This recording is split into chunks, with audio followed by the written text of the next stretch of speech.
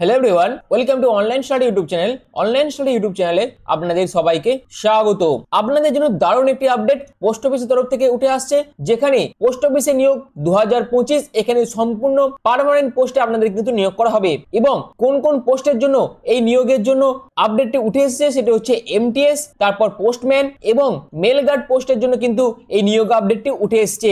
এখানে আবেদনের জন্য আপনারা যদি মাধ্যমিক পাস করে থাকেন অথবা আপনারা যদি উচ্চ মাধ্যমিক এবং আপনাদের যদি গ্র্যাজুয়েশন যোগ্যতা থাকে, সেক্ষেত্রে আপনারা প্রত্যেকেই আবেদনটি করতে পারবেন। এবং সিলেকশন হয়ে যাওয়ার পর আপনাদের প্রতি মাসে 18,000 টাকা থেকে 56,900 টাকার মধ্যে বেতন থাকবে। এখানে প্রত্যেক মেল প্রত্যেক ফিমেল উভয় প্রার্থীরাই কিন্তু আবেদন করতে পারবে। তো দারুণ একটি সুখবর আপনাদের জন্য, কারণ এই যে নতুন আপডেটটি পোস্ট অফিসের তরফ থেকে উঠে আসছে, যেখানে এমটিএস, পোস্টম্যান, মেল গার্ড পোস্টের জন্য নিয়োগ বিজ্ঞপ্তি প্রকাশিত হতে চলেছে। তো এই যে আপডেট, তার বিষয়ে গুরুত্বপূর্ণ সমস্ত কিছু তথ্য যেগুলো আছে সেগুলো তুলে ধরবো এবং আপডেটটিও আপনাদের কাছে তুলে ধরবো, যেখানে ভ্যাকেন্সি থেকে শুরু করে যাবতীয় গুরুত্বপূর্ণ ইনফরমেশন সবকিছু আপনাদের কাছে এই ভিডিওর মাধ্যমে তুলে ধরবো। তার জন্য আপনারা পুরো ভিডিওটি প্রথম থেকে শেষ পর্যন্ত কমপ্লিট দেখুন। পুরো কমপ্লিট ইনফরমেশন শুধুমাত্র আপনাদের জন্য এই ভিডিওতে। আর এরকমই আপডেট প্রতিনিয়ত পাওয়ার জন্য অবশ্যই চ্যানেলটিকে সাবস্ক্রাইব করে পাশে থাকা বেল আইকনটি অবশ্যই অল করে রেখে দিন, যাতে যে কোনো ধরনের জব আপডেট আপনারা এই চ্যানেলের মাধ্যমে পেয়ে যেতে পারেন তার জন্য। তো চলুন বিস্তারিত তথ্য নিয়ে একদম অফিসিয়াল আপডেট নিয়ে মূল ভিডিওতে চলে যাচ্ছি। তো সবাইকার প্রথমে আমি ভ্যাকেন্সি টেবিলটা ওপেন করে নিয়েছি। এখানে আসাম থেকে শুরু করে তারপর ওয়েস্ট বেঙ্গল, তারপর নর্থ ইস্ট সহ অল ওভার ইন্ডিয়ার পোস্ট অফিসে যতগুলো সার্কেল আছে, সেখানে পোস্টম্যান, মেল গার্ড এবং এমটিএস পোস্টের জন্য কত কি ভ্যাকেন্সি আছে সেটা কিন্তু বলে দেওয়া আছে। অর্থাৎ আপনারা দেখতে পাচ্ছেন আসাম সার্কেলের জন্য পোস্টম্যান পোস্টের জন্য 934টি, মেল গার্ডের জন্য 73টি, এমটিএস এর জন্য 747টি ভ্যাকেন্সি আছে। নর্থ ইস্টের মধ্যে পোস্টম্যান পোস্টের জন্য 581টি এবং এমটিএস পোস্টের জন্য 338টি মতো শূন্যপদ আছে, যেখানে ওয়েস্ট বেঙ্গল সার্কেলের জন্য পোস্টম্যান পোস্টের জন্য 5231টি, মেল গার্ড পোস্টের জন্য 155টি, এমটিএস পোস্টের জন্য 3744টি মতন শূন্যপদ রয়েছে। এবং এই সমস্ত পোস্টে আবেদন করার জন্য, অর্থাৎ এমটিএস পোস্টে আবেদনের জন্য আপনাদের যোগ্যতা কি প্রয়োজন? শুধুমাত্র মাধ্যমিক পাস থাকলেই আপনারা কিন্তু এমটিএস পোস্টে আবেদন করতে পারবেন। এছাড়াও পোস্টম্যান এবং মেল গার্ড পোস্টের জন্য যোগ্যতা হচ্ছে শুধুমাত্র ক্লাস 12 পাস। অর্থাৎ আপনারা যদি যে কোনো ডিসিপ্লিন থেকে শুধুমাত্র ক্লাস 12 পাস করে থাকেন, সেক্ষেত্রে আপনারা পোস্টম্যান, মেল গার্ড পোস্টে আবেদন করতে পারবেন। এছাড়াও আবেদনের জন্য আপনি যে সার্কেলে আবেদন করবেন সেই সার্কেলের লোকাল ল্যাঙ্গুয়েজ অবশ্যই আপনাদের কিন্তু জানতে হবে। সেটা কিন্তু অবশ্যই মাধ্যমিক এবং উচ্চ মাধ্যমিকে আপনার সাবজেক্টের মধ্যে থাকতে হবে এবং সেগুলি এবং সেই বিষয়ে আপনাদের পাস হয়ে থাকতে হবে। এছাড়াও আপনাদের অবশ্যই কম্পিউটারের উপর নলেজ থাকতে হবে আবেদন করার ক্ষেত্রে। তো এই সমস্ত কোয়ালিফিকেশন কিন্তু প্রয়োজন আবেদন করার জন্য। কোনো রকম এক্সপিরিয়েন্সের প্রয়োজন নেই। এখানে অল ওভার ইন্ডিয়ার প্রত্যেক মেল প্রত্যেক ফিমেল উভয় প্রার্থীরাই বিভিন্ন সার্কেল ধরে কিন্তু আবেদন করতে পারবে।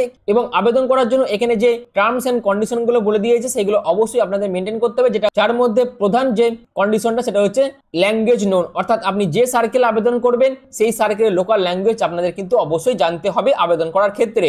এবং এই সমস্ত পোস্টে আবেদনের ক্ষেত্রে আপনাদের এজ লিমিট কি প্রয়োজন?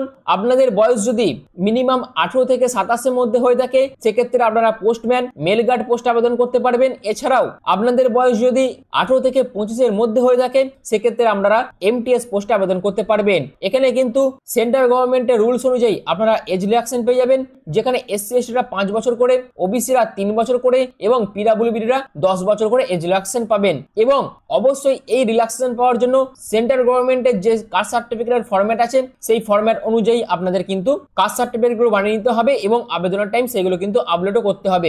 যদি আপনারা সেন্ট্রাল গভর্নমেন্টের কাস্ট সার্টিফিকেটের যে ফরম্যাট সেটা যদি ফলো না করে থাকেন, তাহলে আপনারা কিন্তু কোনো রকম ভাবেই এই এজ রিল্যাক্সেশন থেকে শুরু করে বাড়তি সুযোগ সুবিধা আপনার ক্যাটাগরি ওয়াইজ সেগুলো কিন্তু পাবেন না। এই ব্যাপারগুলো আপনাদের মাথায় রাখতে হবে।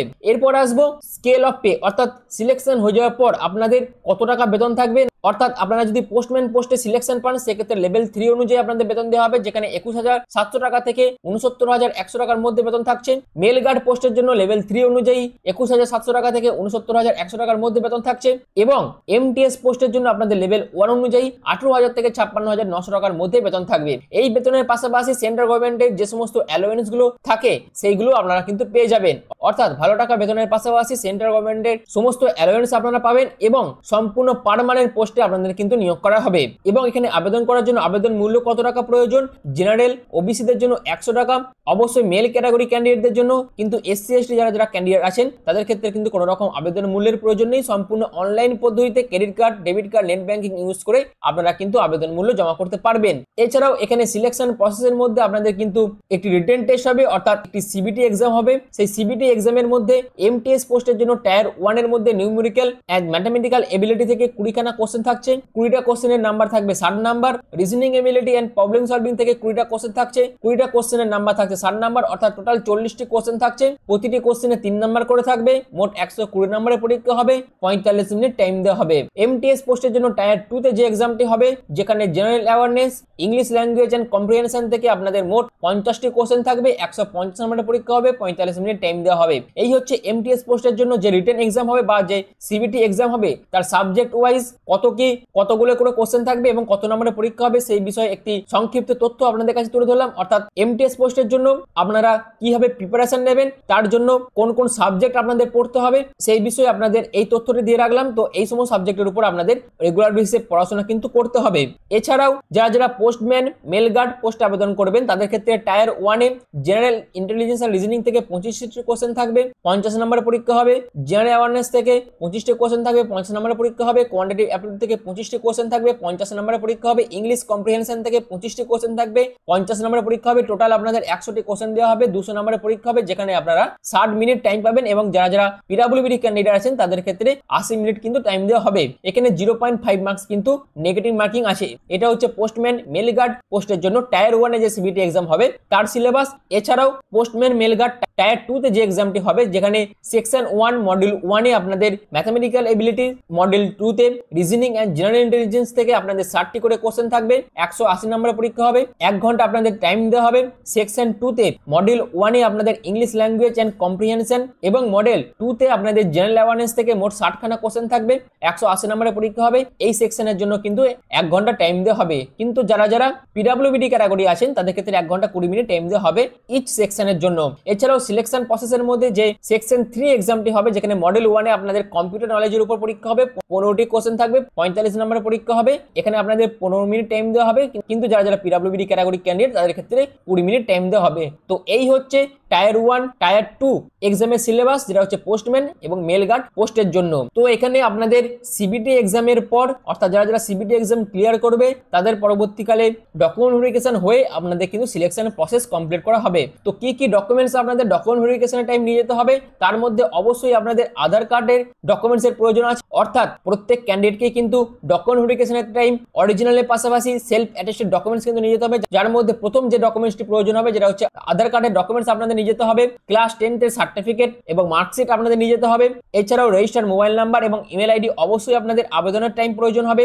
এছাড়াও পাসপোর্ট সাইজ ফটোগ্রাফ, তারপর সিগনেচারের স্ক্যান কপি, এইগুলো সমস্ত কিছু আপনাদের কিন্তু আবেদনের টাইম প্রয়োজন হবে। এছাড়াও যারা কাস্টে বিলং করছেন তাদের ক্ষেত্রে কাস্ট সার্টিফিকেটের প্রয়োজন হবে। অর্থাৎ আপনাদের এই সমস্ত ডকুমেন্টস কিন্তু আবেদনের টাইমে প্রয়োজন হবে। আর আপনারা ডকুমেন্ট ভেরিফিকেশনের টাইম কি ডকুমেন্টস নিয়ে যাবেন, যার মধ্যে আধার কার্ড আছে, অর্থাৎ আইডেন্টি প্রুফ হিসেবে আপনারা আধার কার্ড নিয়ে যেতে পারেন। ডেট অফ বার্থ প্রুফ হিসেবে আপনারা ডিওবি সার্টিফিকেট, অথবা যদি ডিওবি সার্টিফিকেট না থেকে থাকে সেক্ষেত্রে ক্লাস 10 এর সার্টিফিকেট অথবা অ্যাডমিট কার্ডের মধ্যে যে কোনো একটি ডকুমেন্টস আপনারা কিন্তু as a date of birth proof হিসেবে নিয়ে যেতে পারেন। এছাড়াও আপনাদের এডুকেশনাল কোয়ালিফিকেশন সার্টিফিকেট প্রয়োজন আছে, অর্থাৎ আপনি যে পোস্টে আবেদন করবেন সেই পোস্টের জন্য যে এডুকেশনাল কোয়ালিফিকেশন প্রয়োজন সেই এডুকেশনাল কোয়ালিফিকেশন সার্টিফিকেট, মার্কশিট আপনাদের নিয়ে যেতে হবে। অর্থাৎ আপনি যদি এমটিএস পোস্টে আবেদন করে থাকেন সেক্ষেত্রে ক্লাস 10 এর মার্কশিট এবং সার্টিফিকেট এবং মার্কশিটের প্রয়োজন আছে। যদি আপনি মেল গার্ড বা পোস্টম্যান পোস্টে আবেদন করেন সেক্ষেত্রে আপনাদের ক্লাস 12 এর মার্কশিট এবং সার্টিফিকেটের প্রয়োজন আছে।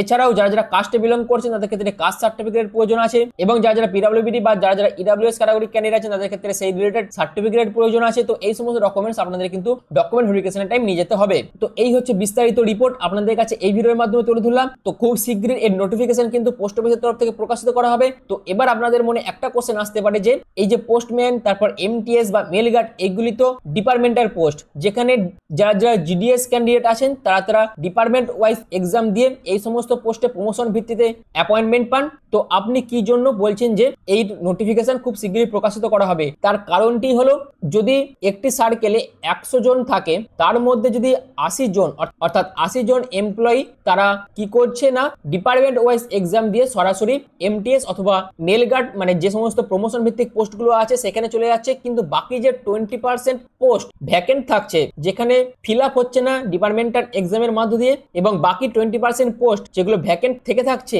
সেইগুলো কিসের মাধ্যমে নিয়োগ করা হবে না, এসএসসির মাধ্যমে। অর্থাৎ এসএসসি কিন্তু এই এক্সামটিকে কন্ডাক্ট করবে এবং পোস্ট অফিসের তরফ থেকে এসএসসির উপর দায়িত্ব দেওয়া হয়েছে যে বাকি 20% যে পোস্ট আছে সেইগুলিকে পূর্ণ করার জন্য।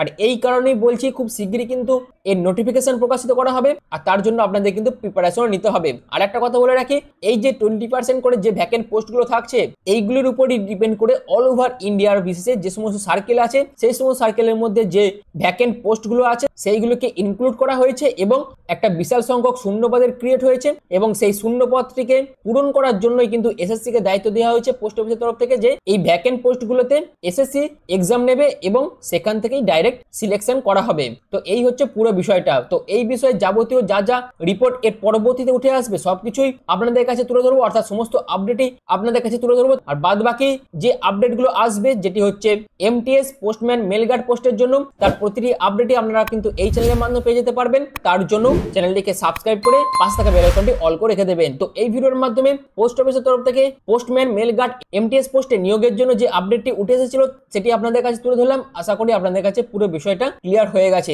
যদি আপনাদের কাছে ভিডিওটি ভালো লেগে থাকে, যদি আপনাদের কাছে ভিডিওটি ইনফরমেটিভ মনে হয়, তাহলে অবশ্যই চ্যানেলটিকে সাবস্ক্রাইব করে পাশে থাকা বেল আইকনটি অল করে রেখে দেবেন, যাতে যে কোনো ধরনের জব আপডেট সবার আগে এই চ্যানেলের মাধ্যমে পেয়ে যেতে পারেন তার জন্য। তো ভিডিওটি এখনের মতন এইটুকুই। পুরো ভিডিওটি প্রথম থেকে শেষ পর্যন্ত দেখার জন্য আপনাদের অসংখ্য ধন্যবাদ।